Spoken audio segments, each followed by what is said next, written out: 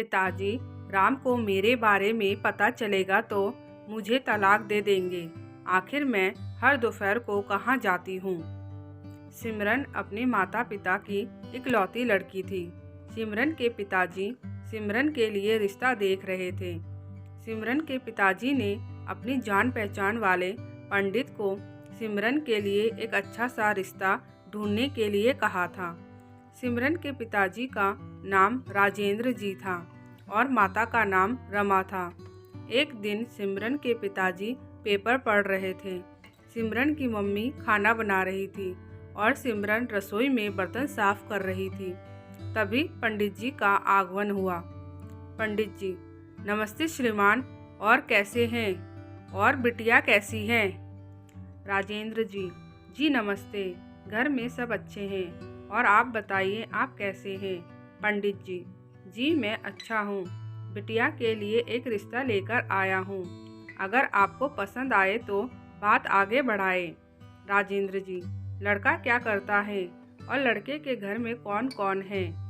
पंडित जी, लड़का software engineer है। लड़के का नाम राम है। लड़के के घर में बस उसकी माँ के अलावा और कोई नहीं है। फोटो देख लो, फोटो साथ लेकर आया हूँ। राजेंद्र जी, फोटो देखते हुए, लड़का तो अच्छा लग रहा है और जॉब भी अच्छी है। उधर सिमरन की माँ रसोई में खाना छोड़कर दौड़ते हुए लड़के का फोटो देखने आती है और सिमरन शरबत बनाकर लेकर आती है। एक गिलास पंडित जी को पकड़ाती है और दूसरा गिलास अपने पापा को देती है और पंडित जी को नमस्ते कहती है। रमा, लड़का तो बहुत अच्छा है। अपने पति को बोलती है, मुझे लगता है आपको आगे बात बढ़ानी चाहिए। राजेंद्र जी, हाँ सही कह रही हो। राजेंद्र जी, पंडित जी आप बात आगे बढ़ाइए। पंडित जी, वैसे लड़के वालों को हमारी सिमरन बहुत पसंद आई है। मैं लड़के वालों को सिमरन की फ़ोटो देकर आया हूँ। कुछ दिनों बाद दोनों के घर वाले एक मंदिर में मिलते हैं। सिमरन और राम एक दूसरे को पसंद आ जाते हैं। 2 महीने बाद दोनों की शादी हो जाती है। सिमरन विदा होकर अपने ससुराल आ जाती है। ससुराल आते ही सारा काम संभाल लेती है। अपने सास का भी खूब ध्यान रखती है। सिमरन की सास सिमरन के स्वभाव से बहुत खुश रहती है और आस पड़ोस में भी अपनी बहू की बहुत तारीफ करती है। शादी को कुछ महीने बीत जाते हैं। सिमरन, माँ जी आज क्या बनाऊं? सिमरन की सास, बेटा आज मटर पनीर की सब्जी बना लो, राम को बहुत पसंद है। सिमरन, ठीक है माँ जी। राम भी घर के वातावरण से बहुत खुश था, क्योंकि राम शादी से पहले सोचता था कि शादी के बाद कहीं घर की शांति भंग ना हो जाए। लगभग शादी को 6 महीने हो गए। एक दिन सिमरन दोपहर का खाना खाती है और अपनी सास को बोलती है, सिमरन, माँ जी मुझे किसी काम से बाहर जाना है। सिमरन की सास, क्या काम है बेटा? सिमरन, माँ जी मुझे अपना MA का सर्टिफिकेट पता करने जाना है कि कब मिलेगा। सिमरन की सास, ठीक है बेटा जाओ, लेकिन ध्यान से जाना। सिमरन, ठीक है माँ जी। सिमरन अपने काम से निकल जाती है। उसके बाद राम के आने से पहले घर पहुंच जाती है। अब सिमरन रोज दोपहर को कोई ना कोई बहाना बनाकर घर से निकल जाती थी। सिमरन की सास को बहुत अजीब लगने लगा। उसकी सास सोचने लगी, रोज रोज कहाँ जाती है, राम को बताऊं या ना बताऊं। सिमरन की सास बताने से डरती थी, कहीं बहू और बेटे के बीच झगड़े ना हो। सिमरन को अब जाते जाते लगभग 1 महीना गुजर गया था। अब उसकी सास चुप नहीं रह पाई। उसने अपने बेटे को सब कुछ बता दिया। राम सोचने लगा, सिमरन कहाँ जाती है, सिमरन के पीछे पीछे जाना पड़ेगा। राम अगले दिन सिमरन का पीछा करता है तो देखता है कि सिमरन एक अनाथ आश्रम के अंदर जा रही है। राम भी उसके पीछे पीछे चला जाता है। राम अंदर जाकर सिमरन को ढूंढने लगता है। राम को सिमरन दिख जाती है। सिमरन एक पेड़ के नीचे बैठी होती है और उसके साथ एक प्यारी सी बच्ची होती है, जिसको सिमरन घर का बनाया हुआ खीर खिला रही थी और सिमरन की आंखों में आंसू होते हैं। राम को ये बात बहुत अजीब सी लगती है, लेकिन वह वहाँ सिमरन से कुछ नहीं पूछना चाहता था, तो राम चुपचाप घर आ गया। राम के आने के 2 घंटे बाद सिमरन भी घर आ जाती है। राम: सिमरन, तुम रोज रोज कहाँ जाती हो? सिमरन: कहीं नहीं, घर में बैठकर बोर हो जाती हूँ, इसलिए घर से बाहर थोड़ा घूमने के लिए निकल जाती हूँ, जिससे मेरा थोड़ा वॉक हो जाता है। राम गुस्से में: तुम मुझसे झूठ बोल रही हो।